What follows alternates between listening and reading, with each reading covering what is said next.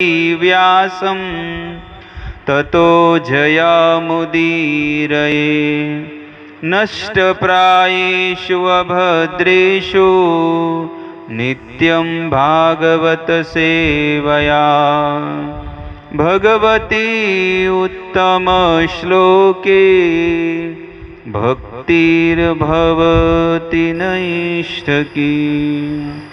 ओम ज्ञानमितिमिरन्धस्य ज्ञानाञ्जनशलाकया चक्षुरुन्मीलितं येन तस्मै श्रीगुरुवे नमः।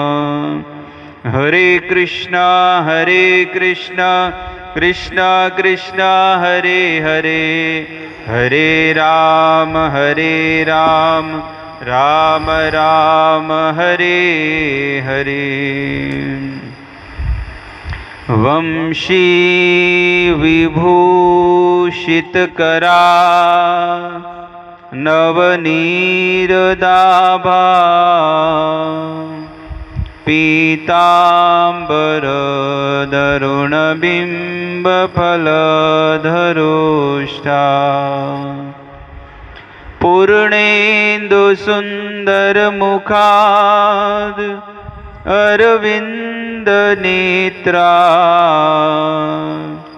कृष्णाद् परं किमपि तत्त्व अहं न जाने।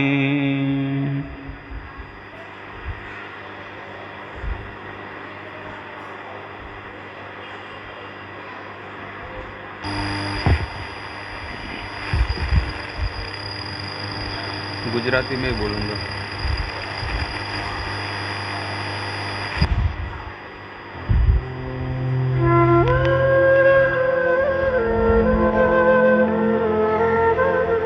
हरि बोल।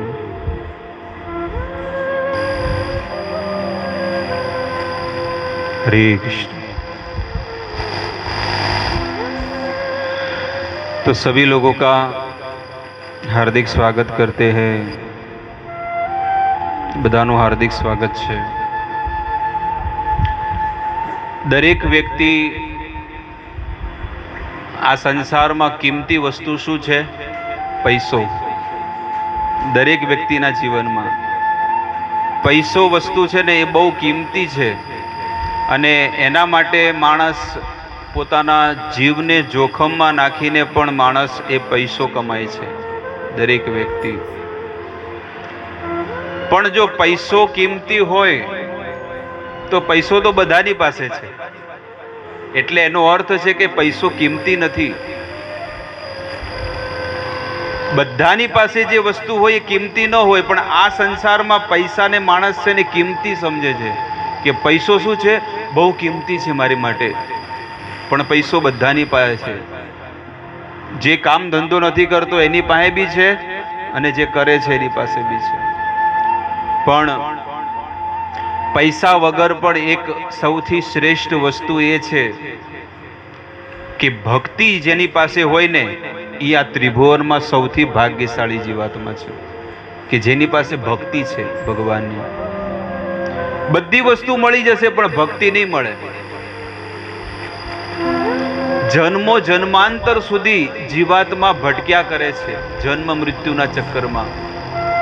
સંસારમાં પ્રત્યેક પ્રકારની વસ્તુ એને મળે છે। માતા પિતા મળે, ઘર મળે, એનો પરિવાર મળે, એને સારું શરીર પણ મળે છે, પણ એ જીવનની અંદર એને ભક્તિ નથી મળતી। બીજું બધું મળે એ પણ ભક્તિ નથી મળતી। ક્યારેક ગરીબ બને, ક્યારેક અમીર બને, ક્યારેક નીચા પરિવારમાં જન્મ લે, ક્યારેક ઊંચા પરિવારમાં જન્મ લે છે, પણ ભક્તિ શું દુર્લભ। અને એનાથી પણ જો દુર્લભ હોય તો સંત સમાગમ, સાધુનો સંગ જે છે ને, સંતનો જે સંગ મળે ને, એ અતિ દુર્લભ છે। સંસારમાં બધી વસ્તુને આપણે અનુભવ કરી લીધો, બધી વસ્તુને યુઝ કરી, વાપરી લીધી, પણ એમાં આપણને સુખ નથી મળતો। પણ જ્યારે સાધુની સંગતિનો 1 મિનિટ પણ સંગ મળે ને, તો આપણા હૃદયની અંદર સુખ અને આનંદ આવે છે કે આ વસ્તુ મને રોજ મળવી જોઈએ, આ વસ્તુ મને રોજ મળવી જોઈએ। આપણા હૃદયમાં એવું કોઈ કેમેરો ગોઠવ્યો નથી, પણ આપણે દરેક વસ્તુનો અનુભવ કરીએ છીએ. ખાવા પીવા, ઉઠવા બેસવા, આ બધી વસ્તુને આપણે સ્વીકાર કરીને જીવનમાં ઉતારીએ છીએ, પણ એમાં રસ અને આનંદ નથી આવતો. પણ જ્યારે કોઈ સંતના મુખેથી જ્યારે હરિકથા આપણને સાંભળવા મળે, કે કોઈ સંતને જ્યારે મિલન થાય મળે, તો આપણા હૃદયમાં કેટલું સુખ મળે. એક કહેવત છે હિન્દીમાં કે સંત से संत मिले तो करे ज्ञान की बात और गधे से गधा मिले मारे लातम लात. એટલે કે છે કે 4 मिले 64 खिले. 4 मिले मतलब ये 2 और सामने वाले के 2, तो कितना हुआ? 4 हुआ. 4 मिले तो 64 खिले हुआ ना, 64 खिले. और कहते 20 रहे कर जोड़, और ये दोनों 10 और 10, हाँ, इस प्रकार से. और आगे कहते हैं, उसमें बहुत बड़ा कहवत पूरा बताया गया है. और उसके बाद क्या होते हैं कि 3.5 करोड़ नाड़ियाँ हमारे में है, नस हर इंसान में, तो उससे खिले 7 करोड़. जब दोनों जब मिलते हैं, आलिंगन करते हैं और जब आनंदित हो जाते हैं, तो खिले 7 करोड़. इस प्रकार से भक्त का जीवन होता है. और कोई कर्मी का जीवन आप देख लो कि सुबह से लेकर शाम तक हजारों लोगों के साथ वो मिलना जुलना होता है, लेकिन कभी भी उसको सुख और आनंद नहीं होता है. लेकिन एक संत को, केवल पूरे दिन में एक संत को मिल लेता है, तो उसे कितना आनंद आ जाता है, कितना सुख मिलता है. इसलिए भक्त के संग में रहना चाहिए. लाखों करोड़ों रुपया भी खर्चा हो जाए, लेकिन हमें थोड़ा सा भी भक्त का संग मिलता है ना, तो तुरंत हमें कर लेना चाहिए, क्योंकि ऐसा मौका जीवन में कभी नहीं आने वाला है. तो અહીંયા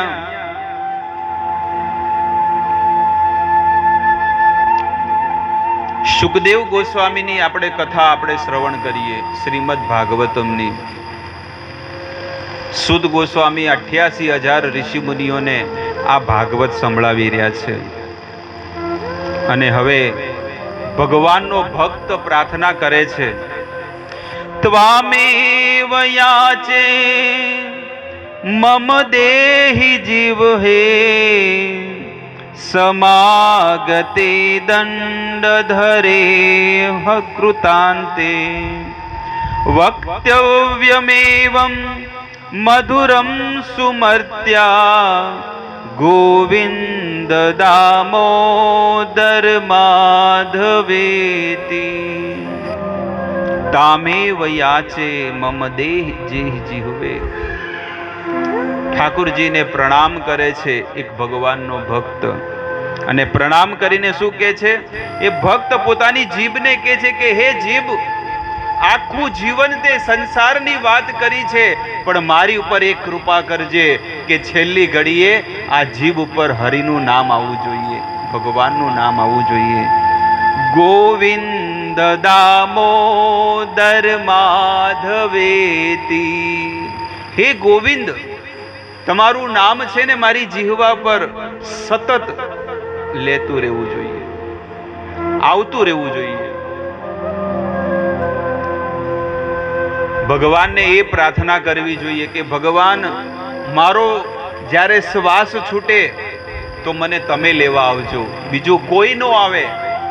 આ સંસારમાં બીજું કોઈ લેવા મને ન આવે, પણ મને લેવા માટે કોણ આવે? પ્રભુ તમે આવજો. અને એકલા નહીં આવતા, તમારા બધા ભક્તોને લઈને આવજો. પણ હું બીમાર સ્થિતિમાં હોય ત્યારે મત આવજો, કારણ કે બીમાર હોય માણસનો તો માણસની સ્થિતિ કેવી ખરાબ હોય. તમે જુઓ, ક્યારે આપણે બીમાર થયા હોય તો આપણને કાંઈ ગમતું નથી, એટલે ભગવાનને ભક્ત પ્રાર્થના કરે છે કે ભગવાન, હું જ્યારે એવી સ્થિતિમાં હોય તો ત્યારે તમે મને લેવા મત આવજો. પણ ક્યારે આવજો? કે જ્યારે હું સ્વસ્થ હોય, મારી જીભવા પર ભગવાન તમારું નામ હોય. એટલે એ પ્રાર્થના કરે છે, इतना तो करना स्वामी, इतना तो करना स्वामी, जब प्राण तन से निकले। हे प्रभु, મેં મારા જીવનમાં થોડીક પણ જો ભક્તિ કરી છે, થોડોક જો તમને પ્રેમ કર્યો છે, તો મારી પર આટલી કૃપા કરજો કે મારું મોત ક્યાં થાય? યમુનાજી કા તટ હો, મેરા સાવરા નિકટ હો. પ્રભુ તમે મારી સામે રહેજો. અને આ લાભ કોને આપ્યો ભગવાને ખબર છે? ભીષ્મદેવને, ભીષ્મ પિતામહને. ભીષ્મદેવ તો કુરુક્ષેત્રની એ યુદ્ધ ભૂમિમાં બાણ સૈયા પર સૂતેલા છે. ભગવાન ધ્યાન કરે છે. સવારમાં 4 વાગે ઉઠીને યુધિષ્ઠિર મહારાજ કહે છે કે આખો સંસાર તમારું ધ્યાન કરે વહેલા ઉઠીને, અને તમે કોનું ધ્યાન કરો છો? ત્યારે ભગવાન કહે છે કે હું મારા ભક્તનું ધ્યાન કરું છું. મારા ભક્તો મને પ્રેમ કરે છે, મારા ભક્તો મારી ભક્તિ કરે છે, અને હું એમની ભક્તિ કરું છું, હું એમનું સ્મરણ કરું છું. કહે છે કે આ સંસારમાં કોઈ પ્રભુનું ભજન કરે તો ભગવાન કહે છે કે તમે ચિંતા મત કરો, હું તમારી માટે વૈકુંઠમાં સુંદર મજાનું ઘર બનાવીશ, પણ તમે અહીંયા સારું કર્મ કરો. જીવનમાં ક્યારે નિરાશ મત થાઓ. આપણામાં એક માઇનસ પોઈન્ટ એ છે કે આપણે નિરાશ થઈ જઈએ છીએ.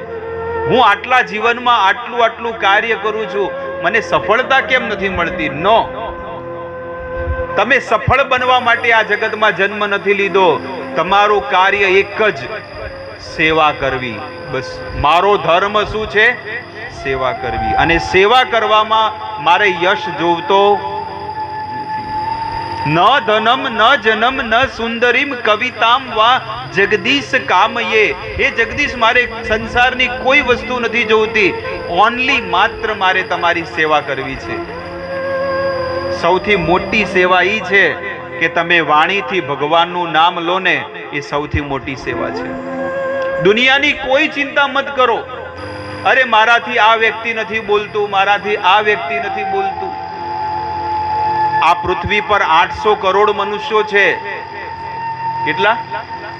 800 કરોડ મનુષ્યોમાં 5 માણસ નહીં બોલે તો બીજા તો છે. આ પ્લસ પોઈન્ટ જુઓ આજની કથામાં કે 8 અરબ માણસો છે તો 5 જ માણસો નથી બોલતા ને. બીજા બધા બહુ બધા તમને બોલાવે છે, માન આપે છે, તો એ તમે લો.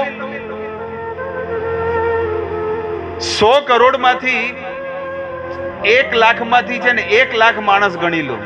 1 લાખ માણસ માંથી જો તમને 5 માણસ નથી બોલાવતા, તમને 5 માણસ ખરાબ કે છે, પણ 99,995 માણસો તો છે કે નહીં? સમજ में आया बात? ये प्लस पॉइंट है. એટલે આ વસ્તુને જાણો અને એવી રીતે ઠાકોરજીની સેવા કરો. ગામ હોય ત્યાં ઢેઢવાડો હોય, ખબર છે, ઉકરડો. ऐसे हर जगह पे आपको गलत इंसान मिलने वाले हैं, लेकिन कभी भी उसको मन में मत लगाओ. कोई वांदा नहीं.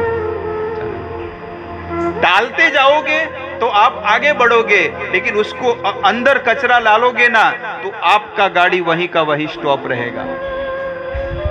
आपका गाड़ी वहीं के वहीं स्टॉप रहेगी, और वो चीज आप चिंतन करते रहोगे तो जीवन में कभी भी सफल नहीं हो पाएंगे. इसलिए सफल होने का एक ही रास्ता है कि कदम कदम बढ़ाए जा, खुशी के गीत गाए जा. कभी भी गम या दुखी मत हो. लेकिन हमारे में सब, हर व्यक्ति के जीवन में ये है. आज जो इंसान कामयाबी की शिखर पर है वो कभी भी पीछे नहीं देखता है, वो केवल आगे के कार्य देखता है. आप जा रहे हैं बाय कार जा रहे हैं तो आपका ध्यान कहाँ होता है? सीधा होता है. आप ऐसा देखता है अरे ट्रक वाला कैसे जा रहा है, अरे साइकिल वाला, बाइक वाला, तो क्या होगा? पीछे देखते कोई? सच बोलना, कोई पीछे देखता है? तो ये गुण को अपने जीवन में अपना लो भाइयों बहनों, ये गुण को अपने जीवन में अपना लो कि ये कितना बड़ा हमें गुण मिल रहा है सीखने को कि हम ड्राइविंग कर रहे हैं तो हमारा लक्ष्य सामने होता है। वैसे ही हम जीवन भी जीते हैं तो जीवन में भी हमें ऐसे ही जीवन जीना है। आगे पीछे सब जगह पे कहीं पर मत देखो, हमें हमारा लक्ष्य देखना है कि मुझे आज के दिन में क्या करना है। આપણે આપણું લક્ષ્ય જોવાનું છે કે આપણે આપણા જીવનમાં શું કરવાનું છે, આજના દિવસમાં શું કરવાનું છે। ચલો આજે આખો દિવસ મેં જે કર્મ કર્યું છે, ત્વદીયમ વસ્તુ તુભ્યમ એવ સમર્પયેત, કોને દેવાનું છે? ઠાકુરજીને, ભગવાને, કે આજે મેં જે કર્મ કર્યું છે ભગવાન તમે એને લઈ લો। કાયેન વાચા મનસેન્દ્રિયે વા, કાયેન વાચા એટલે વાણીથી, કાયાથી, मनसेन्द्रिय वा और मन और इंद्रिय, बुद्ध्यात्मनाया शरणम प्रपद्ये करोति यत् यत् सकलम परस्मे।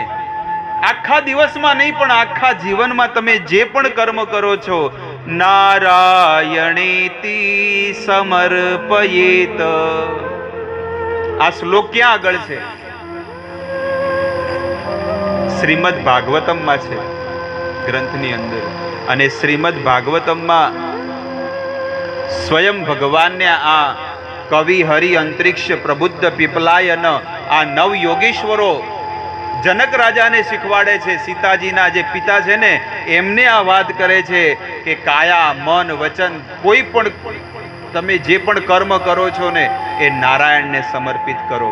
અને આ જ વસ્તુ ગણપતિની આરતી થાય એટલે આ બોલે છે, હરે રામ રામ। તો એના પહેલા આ શ્લોક બોલે છે ને, કાયેન વાચા મનસેન્દ્રિયે વા।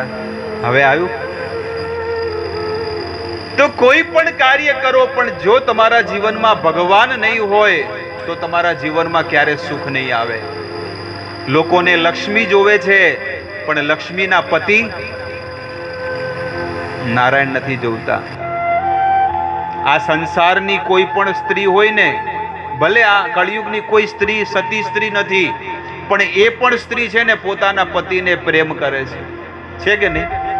ગમે તે રીતે હોય, કળિયુગની સ્ત્રીઓનું જે લેવલ છે ને સતયુગ ને ત્રેતાયુગની સ્ત્રીઓનું આવે જ નહીં। કારણ કે અહીંયા તો કેટલું માણસ કેટલો પાપ કરે છે સંસારના।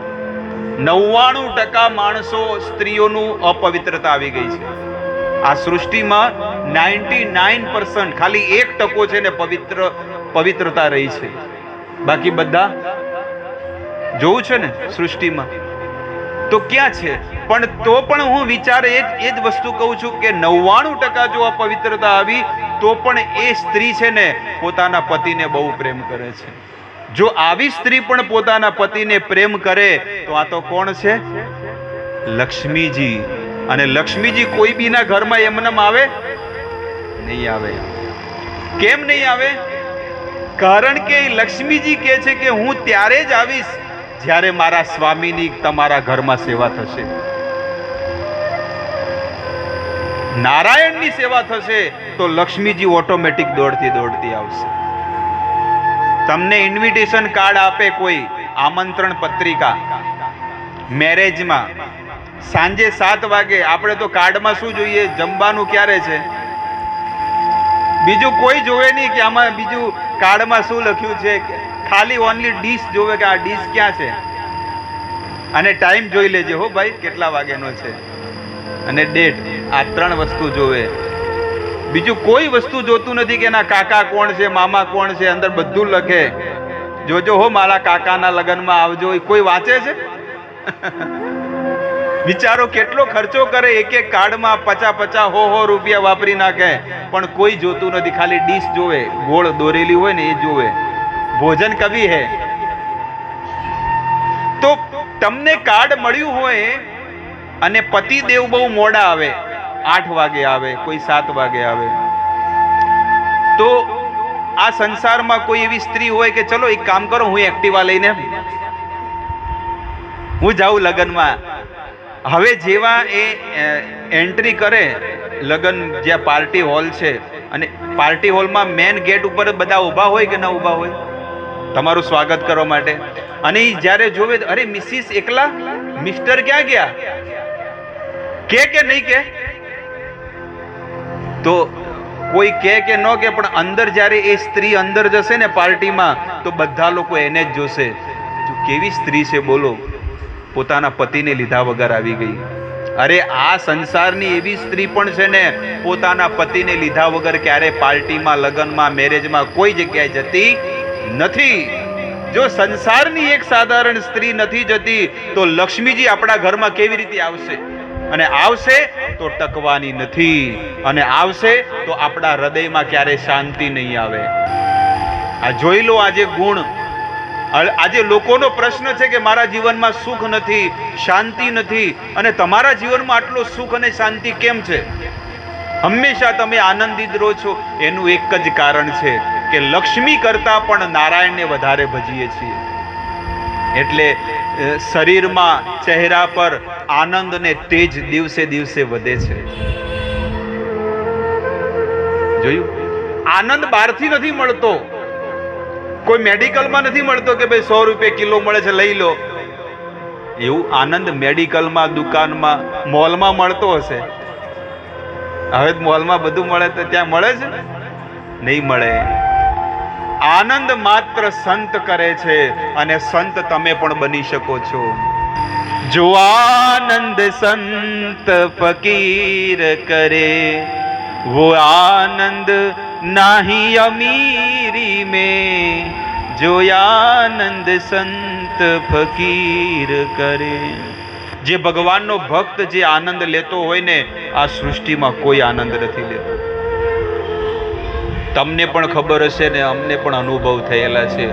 અરબોપતિ ખરબોપતિ માણસો છે ને, એ આવીને રોવે છે કે પ્રભુ તમારી અંદર જે સુખ અને આનંદ છે ને, એ અમારા જીવનમાં અમે આજ સુધી નથી જોયા. બળે છે, બળે અંદર કાળજુ, હૃદય બળે છે કે શું કરીએ અમે કે તમારા જેવું સુખ અમને પણ મળે. બધું છે, ધનના ઢગલા છે, ગાડીઓ લઈ લાઈન લાગી છે, મોટી મોટી ગાડીઓ, ક્રિએટા અને આ ને BMW ને મર્સિડીઝ, બધી ગાડીઓ, આટલું બધું સુખ, મોટા મોટા બંગલાઓ, કરોડો રૂપિયાના, ફેમિલી, બેંક બેલેન્સ, મોટો બિઝનેસ, બધું છે, પણ હૃદયની અંદર શૂન્ય. કેમ? કારણ કે એ ઠાકુરજીનું ભજન નથી કરતો, સંતોની સેવા નથી કરતો. બસ આપણને જે મળે છે એ ભગવાનને સમર્પિત કરો. તમે પોતાની માટે, માણસ કેવું છે કે પોતાની માટે બેડરૂમમાં એસી લગાડે, ભગવાનને કોઈ લગાડે છે? ચલો બોલો જલ્દી. કોઈ એમ કે હું પ્રેમ કરું છું ભગવાનને, ખોટું છે, રોંગ છે. ભગવાને તમને બધી વસ્તુ આપી છે, તો શું તમે ભગવાન માટે નાનકડો ફેન કે નાની સુવિધા ન કરી આપો? આપણા ઘરના શેઠ છે, બોસ, શામળસા શેઠ, દ્વારિકાધીશ. સમજણ પડી? આપણે આપણો પલંગ, બેડ, રહેવાનું, ખાવા પીવાનું, બધી વસ્તુ કેટલી ચોખ્ખી રાખીએ, બધી પ્રકારની વસ્તુ. ગાડી એકદમ ચોખ્ખી રાખે અને કેટલું આમ ચોખ્ખું કરે. પણ ભગવાનનું મંદિર તમે જુઓ તો, અને ભગવાનનું મંદિર બી કઈ જગ્યાએ લગાડે તમે જુઓ છે? ભગવાનનું મંદિર એવી જગ્યાએ લગાડે, મોટા મોટા બેડરૂમ હોય, મોટા મોટા હોલ, ગેસ્ટ રૂમ અને સ્ટોર રૂમ, આ બધી સુવિધાઓ હોય, અને બધાને બતાડે કે જો જ્યારે છે ને મુહૂર્ત કરવાનું હોય ને, હવન કરે ને, હવન, બધા લોકો આવે, મહેમાન, ધીસ ઇઝ બેડરૂમ, આ બેડરૂમ છે. આ જો આ બાથરૂમમાં બધા નળ છે, આટલા બધા નળ, 3 પ્રકારના નળ. એટલે કે જો આ નળ ખોલો ને તો ગરમ પાણી આવે, આ નળ ખોલો તો, અને પેલો નળ ખોલો તો કાંઈ નહીં આવે. તો કેમ આમાં કેમ? એટલે કે કોઈ ગરમ પાણીથી ફાવે, કોઈને ઠંડાતા પાણીથી ફાવે, કોઈને નાય તો આ નળ ખોલી દે.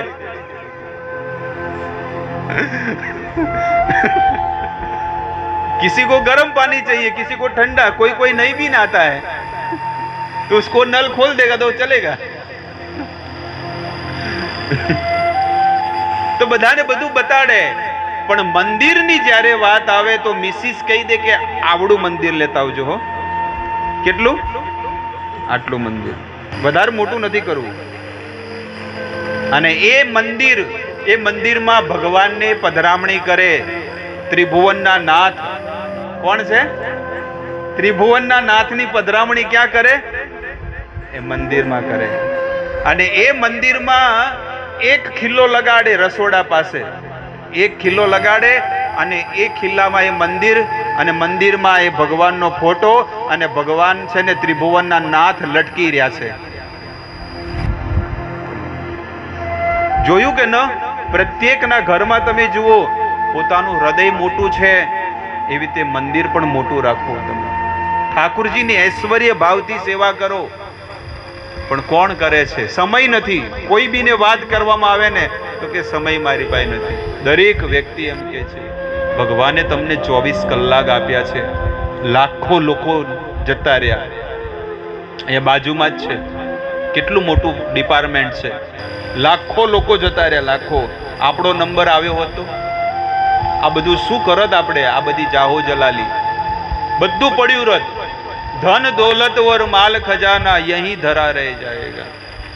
એટલે ભગવાનને છે ને ચોઈસ કરવું તો નાનકડું મંદિર હોય, અને કોઈ ભગવાનને કોઈમાં રુચિ નથી. કોઈને બિચારા ભગવાનની શું દશા છે કે એ રસોડા ઉપર એ મંદિર રાખે અને નીચે ગેસ ઉપર કુકરની સીટી ખાતા રહે.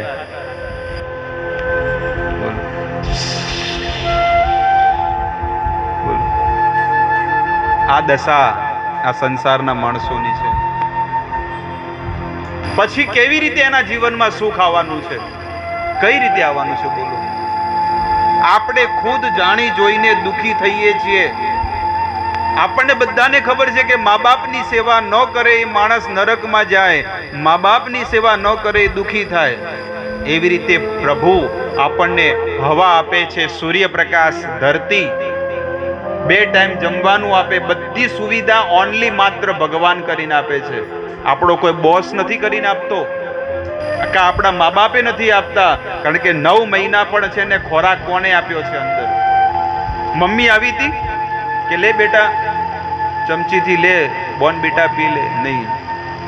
9 મહિના સુધી ભગવાને આપણને ગર્ભની અંદર રક્ષા કરી, અને અહીંયા પણ સૃષ્ટિમાં જ્યારે જન્મ લીધો તો હજી સુધી ભગવાન આપણી રક્ષા કરે છે. પણ એટલો ભાવ આપણને ભગવાન પ્રત્યે નથી. શરીરને સુખી કરવા માટે માણસ 10-10 કલાક ઊંઘે, પણ આત્માના કલ્યાણ માટે 2 મિનિટનો સમય નથી કે 2 મિનિટ બેસી અને હું ભગવાનનું નામ લઉં. હરે કૃષ્ણ કૃષ્ણ કૃષ્ણ હરે હરે, હરે રામ રામ રામ હરે હરે.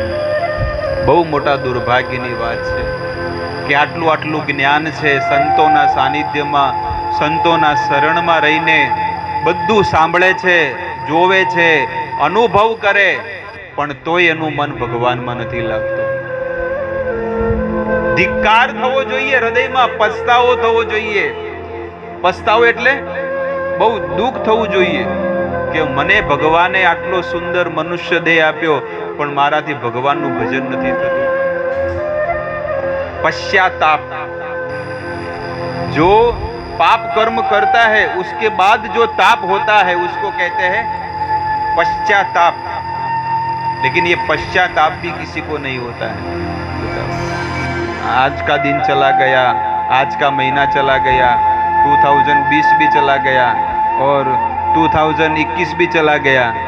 ऐसे 2-2, 3-3, 4-4, 5-5 साल हमारे जीवन में चले जाएंगे. बताओ, हमारे जीवन में चले जाएंगे, लेकिन हमारे पास कुछ नहीं होगा, बैलेंस कुछ नहीं होगा. केवल नाम रहेगा कि हमने ये कार्य किया, हमने ये कार्य किया, लेकिन ये केवल हाड़ मास से बने लोग ही हमारा क्या करते हैं, नाम हमारी जय जयकार करने वाले हैं.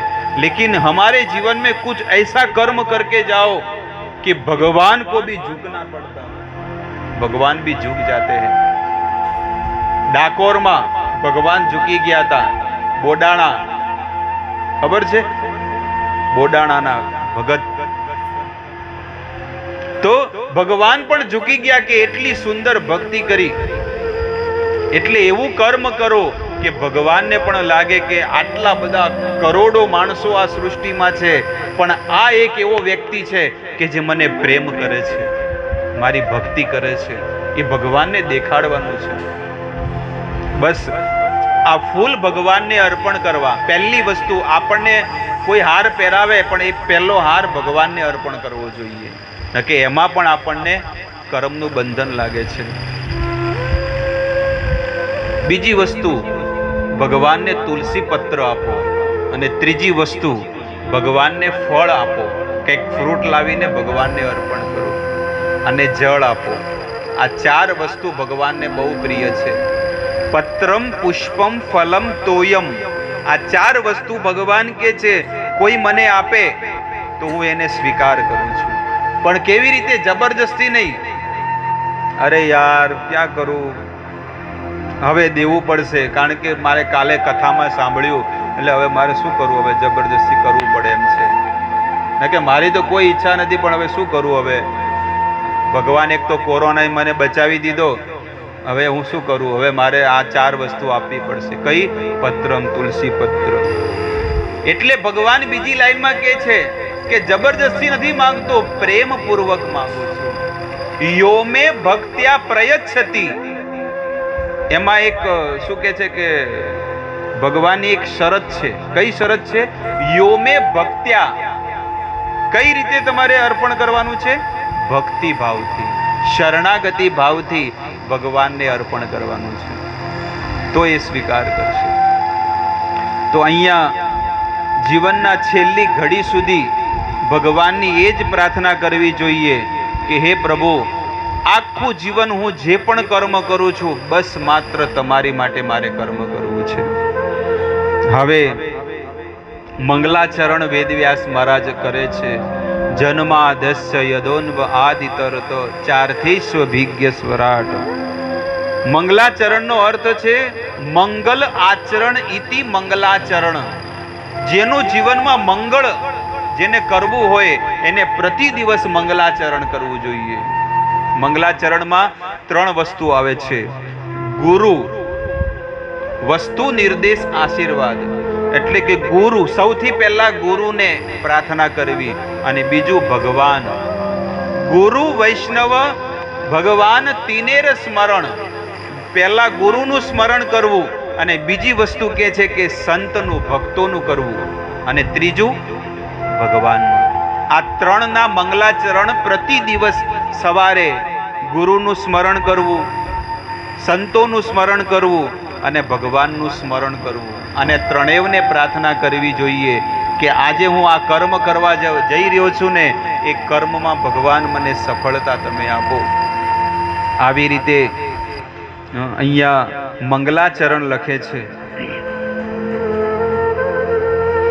મંગલાચરણ. અને મંગલાચરણથી શું થશે? તો કે છે કે આપણું આચરણ સારું થશે. મંગલાચરણ, આચરણ. મંગલાચરણ કરવાથી શું થશે? આપણું આચરણ, આપણો વ્યવહાર, આપણો સ્વભાવ સારો બનશે. એટલે અહીંયા કે છે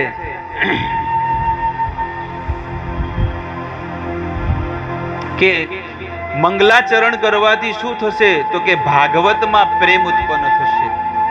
પ્રતિ દિવસ ભગવાનને, ગુરુને, સંતોને પ્રાર્થના કરવાથી તમને ભાગવતમાં પ્રેમ થશે. ભાગવત એટલે ભગવાનની કથા. અને જ્યારે ભગવાનની કથામાં માણસને પ્રેમ થાય એટલે ભગવાન એને સિલેક્ટેડ વ્યક્તિ કરી દીધો છે કે આ વ્યક્તિ સિલેક્ટેડ છે. એટલે અહીંયા કહે છે કે આ ભાગવતનો રસ પીવો જોઈએ પ્રતિ દિવસ. નિગમ કલ્પતરોર ગલિતમ ફલમ શુક મુખાદ દ્રવ્ય સંયુતમ પીબતમ ભાગવતમ રસમાલયમ. સુદ ગોસ્વામી કહે છે કે આ ભાગવત છે ને વેદવ્યાસ મહારાજે એમના શિષ્ય સુખદેવજીને આપ્યું, અને સુખદેવજીએ એ જ ભાગવત રાજા પરીક્ષિતને આપ્યું. કૃષ્ણએ બ્રહ્માને આપ્યું, બ્રહ્માએ નારદને, નારદે વેદવ્યાસને, વેદવ્યાસ મહારાજે સુખદેવજીને અને સુખદેવજીને પરીક્ષિતને આપ્યું. એટલે કે આ રસ કેવો છે? ડાયરેક્ટ ગુરુ શિષ્ય પરંપરાનો છે અને એ રસ આપણને મળી રહ્યો છે. તો એ રસને પ્રતિ દિવસ સાંભળવો જોઈએ. એવરી ડે પ્રતિ દિવસ ભાગવત સાંભળવું જોઈએ. જ્યારે પણ સમય મળે તો એ ભાગવતને સાંભળવું જોઈએ. ચલો, આ ઝાડનો પણ એક ફળ છે, કયું? આંબાનો. પણ એ આંબો નીચે પડે તો શું થાય? ફૂટી જાય, પછી ખાવા લાયક બને. પણ આ ભાગવતનો રસ એવો નથી. આ ગુરુ શિષ્ય પરંપરા દ્વારા આપણને મળ્યો છે. તો આને કેટલો ટાઈમ લેવું જોઈએ? 2 મિનિટ, 5 મિનિટ, 10 મિનિટ, 1 કલાક? એટલે સુખદેવ ગોસ્વામી કીધું કે આલય, જ્યાં સુધી આ શરીરનો પ્રલય ન થઈ જાય ત્યાં સુધી આ ભાગવતને તમે સાંભળો. આ કાયાનો જ્યાં સુધી પ્રલય ન થઈ જાય ને ત્યાં સુધી તમે રોજ એને સાંભળો. કારણ કે રોજનો અભ્યાસ કરવાનો છે. રોજનો અભ્યાસ કરો, ડેલીનો, કે મારે ડેલી ભગવાનની કથા 1 કલાક સાંભળવી છે. તમને ડોઝ મળશે, ડોઝ. પ્રતિ દિવસ તમે 1 કલાક કથા સાંભળશો ને તો આ આત્માનો ખોરાક છે. હા, શરીરનો ખોરાક તમે 4 ટાઈમ ખાવ છો, પણ આત્માનો ખોરાક પણ છે ને 1 કલાક તમે રોજ લો. કે રોજ કથા સાંભળો, રોજ માળા કરો, રોજ ચિંતન કરો, અંદર ને અંદર ચિંતન કરો, સ્મરણ કરો. અમારા હરીશભાઈ કેટલા શુદ્ધ ભક્ત છે. બહારથી દેખાતા નથી પણ અંદર એમનું હૃદય કેટલું પવિત્ર છે કે અંદર ને અંદર ચિંતન એમનું ચાલુ ને ચાલુ જ રહે છે. એટલે કે મનને પવિત્ર કરવાનો ભગવાને આ કળિયુગની અંદર સરળ ઉપાય આપ્યો છે કે બસ મનમાં મારું ચિંતન કરો. તમારું મન બહુ ખરાબ છે અને આ ખરાબ વસ્તુ મને આપી દો. આ સંસારના માણસો શું કહે? સારી વસ્તુ આપો, ખરાબ. પણ ભગવાન શું કહે છે? ખરાબ આપો. લો, સંસારના માણસો શું કહે? સારી વસ્તુઓ આપો, ખરાબ નથી જોઈતી. છે કે નહીં? પણ ભગવાન આપણી પાસે શું માગે છે? ભગવાન કહે છે કે તમારી કોઈ કામની વસ્તુ ન હોય, એકદમ ખરાબ, થર્ડ ક્વોલિટીની, એ વસ્તુ આપો. તો આપણું મન સારું છે ખરાબ છે? બોલો. આજે કેટલું બધું જાણવા મળ્યું. આપણું મન કેટલું ખરાબ છે. પણ એ મન ખરાબ છે તોય બી ભગવાન કહે છે કે મને આપી દો. એ મનથી મને મારું ચિંતન કરો, મને યાદ કરો. તો તમારું એ ખરાબ મન પણ છે ને એક દિવસ સારું બની જશે. પણ લોકો બહારથી પોપટની જેમ ખાલી રટે, ભગવાનનું નામ ભજન ગાય. લોકો કહે છે ને પેલા ભજન ગાય, હરિ તારા નામ છે 1000, કયા નામે લખવી કંકોતરી, રોજ રોજ બદલે મુકામ, કયા નામે લખવી કંકોતરી. મથુરામાં મોહન તું ગોકુળ ગોવાળિયો, દ્વારિકાનો રાજા રણ છોડ, કયા નામે લખવી કંકોતરી. કેટલી રોજ કંકોત્રી 4 વાગે લખે, પણ ભગવાન કે હજી સુધી એકે પહોંચી નથી. છે કે નહીં? માણસ રોજ સાંજે 4 વાગે એટલે બૈરાઓ ભેગા થાય અને રોજ ભજન કૂટી નાખે, ઘસી નાખ્યા ભજન, પણ એક પણ ભગવાન કે છે એક કંકોત્રી હજી સુધી નથી પહોંચી. કેમ? કારણ કે પોપટની જેમ ખાલી શું કરે છે? રટન કરે છે. બસ મન બીજે ભટકે છે પોપટની જેમ. પોપટને તમે કહો સીતારામ એટલે એ ભટકે સીતારામ, એ કે રાધે શ્યામ રાધે શ્યામ, ગાળો બોલો તો ગાળો બોલે. જે કોઈ કરે એને તો શેઠને ખુશ કરવાના છે. બસ એવી રીતે આપણે પણ સમાજને, કુટુંબને, આ સૃષ્ટિના બધા માણસોને ખુશ કરવા માટે લોકો કહે છે કે ના આ તો ભગત છે. પણ નહીં, ભક્ત બનો પણ ભગવાનની માટે બનો. આપણા આ ચામડું છે ને, ચામડું, એ આ ચામડાના છે ને, આપણે ચામડું કાપીને એના ચપ્પલ બનાવીને પણ જો આપણે ગુરુ અને ભગવાનને આપીએ ને તો ગુરુ અને ભગવાનના ઋણમાંથી ક્યારે મુક્ત નથી થઈ શકતા. કારણ કે ગુરુ અને ભગવાન જ આપણને, સંસારના માણસો તો તમને પૈસા આપશે, મકાન આપશે, સંસારની બધી વસ્તુ તમને આપશે, પણ ગુરુ અને ભગવાન, ગુરુ તમને ડાયરેક્ટ વૈકુંઠ ધામ આપશે. સંસારના માણસો તો શું આપવાના છે? પણ ગુરુની શરણ પકડી અને એમના નિયમ પ્રમાણે, વેદો પ્રમાણે જો તમે જીવન જીવશો ને તો નિશ્ચિત ગેરંટી સાથે તમને વૈકુંઠ ધામ મળી જશે. એટલા માટે ગુરુને આશ્રિત થઈને જીવન જીવવું જોઈએ. તો અહીંયા કે છે કે આ ભાગવતને પીવાનું છે, પણ ક્યાં સુધી? આલય સુધી. જ્યાં સુધી આ શરીરનો પ્રલય નહીં થઈ જાય, જ્યાં સુધી આ શરીર શમશાનમાં ન પહોંચે, ત્યાં સુધી ભગવાનનું ચિંતન કરો. એસી ભક્તિવેદાંત સ્વામી પ્રભુપાદ વૃંદાવનમાં, વ્રજ વૃંદાવન ધામમાં છેલ્લો શ્વાસ તમે જુઓ મોબાઈલની અંદર, યુટ્યુબમાં, શીલ પ્રભુપાદજીનો લાસ્ટ સ્ટેજ તમે જોજો, લાસ્ટ સ્ટેજ. અને શરીર એકદમ સુકાઈ ગયું છે, પણ તોય છેલ્લી ઘડીએ ભાગવતનું છે ને અનુવાદ કરે છે. કોઈ કરે? આ એકદમ સુસુપ્ત અવસ્થામાં, આંખો બંધ છે, બધું બંધ, અને માઇક ચાલુ છે, અને પ્રભુપાદ મહારાજ એક એક વસ્તુ બોલી રહ્યા છે, અને બાજુમાં એડિટિંગ થઈ રહ્યું છે, ટીકા. કેટલી દિવ્ય વસ્તુ છે.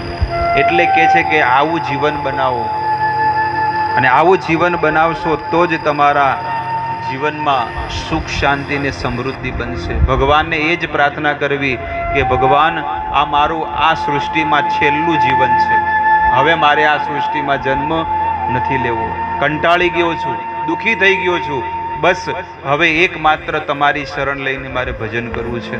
તો રોજનો નિયમ રાખવો કે ડેલી 4 વાગે ઉઠવાનું રાખવું જોઈએ.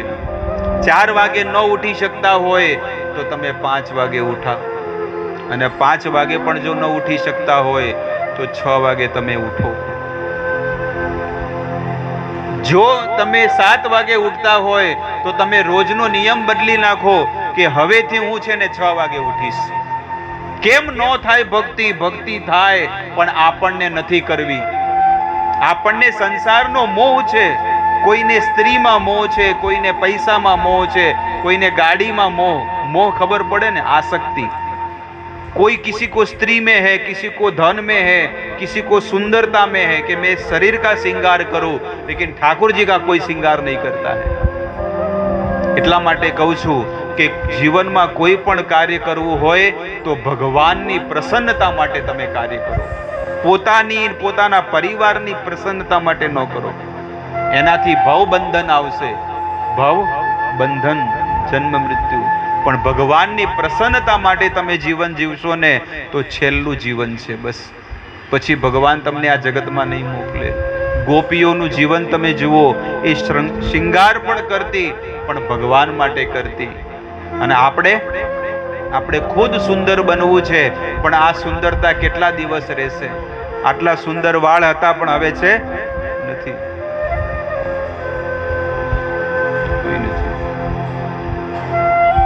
અને બધા લોકો કે પાછા હો, કોઈ મેરા બાલ ભી બાકા નહીં કર પાएगा. વાથાપા હોય તો વાકા થાય है नहीं,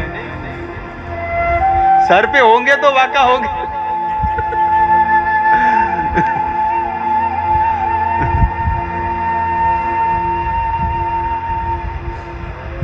तो જીવન બહુ અનમોલ છે, અને આ અનમોલ જીવનને એક એક શ્વાસ છે ને તમે વેડપો મત. તમારો સમય બહુ કિંમતી છે, અને સમયનો તમે લાભ લો. બાકી 2 કલાક સુધી સત્સંગ કરો કે અડધો કલાક કરો, જીવનમાં તમારે ઉતારવાનું છે કે આજની કથામાં મને શું સાંભળવા મળ્યું, શું સમજવા મળ્યું, અને મારા જીવનમાં શું કમી છે. આપણા જીવનમાં બહુ બધી કમી છે. અડધો કલાકનું લેક્ચર સાંભળ્યું એટલે આપણને જાણવા મળ્યું કે મારા જીવનમાં કેટલી બધી કમી છે. હું કાંઈ કરતો નથી, પણ મારે શું જોવે છે? મારે યશ જોવે છે, નામ જોવે છે, ધન જોવે છે. કાંઈ નથી, મારે કાંઈ જોવતું નથી પ્રભુ. હું તો માત્ર કિંકર. કિંકર નો અર્થ શું છે? કિમ કર. प्रभु હું શું કરું? प्रभु मैं क्या करूं? उसको बोलते किंकर. किंकर का अर्थ होता है दास. तो महाप्रभु चैतन्य महाप्रभु के છે કે હું કોણ છું? ગોપી ભરતુર પદ કમલિયો દાસ, દાસાનું દાસ. હું ભગવાનના ભક્તોનો, દાસોનો દાસ છું. પણ હવે બધાને દાસ નથી બનવું, હવે બોસ, બોસાનું બોસ. શું બનવું છે? બોસ, બોસાનું બોસ. મારી પાસે સલાહ લેવા આવે બધા નહીં. બસ હું ભગવાનનો દાસ છું અને આપ બધાનો પણ દાસ છું. એટલે ગુરુદેવ નામ આપે, ફલાણા ફલાણા દાસ. ફલાણા ફલાણા બોસ નથી કહેતા, પણ શું કે? દાસ કે. તો દાસનું નામ મળી ગયું. ગુરુ મહારાજ જ્યારે આપણને દાસનું નામ આપે ને, તો સમજી લો કે હવે આપણે ભગવાનના દાસ બનીને રહેવાનું છે, બોસ કે શેઠ બનીને નથી રહેવાનું. બસ અહીંયા જ હું આ મારી વાણીને વિરામ આપું છું. બસ હવે કીર્તન કરીએ ભગવાનનું નામ લઈએ અને નામ લેતા લેતા ભગવાનનું ચિંતન કરીએ. હરે કૃષ્ણ.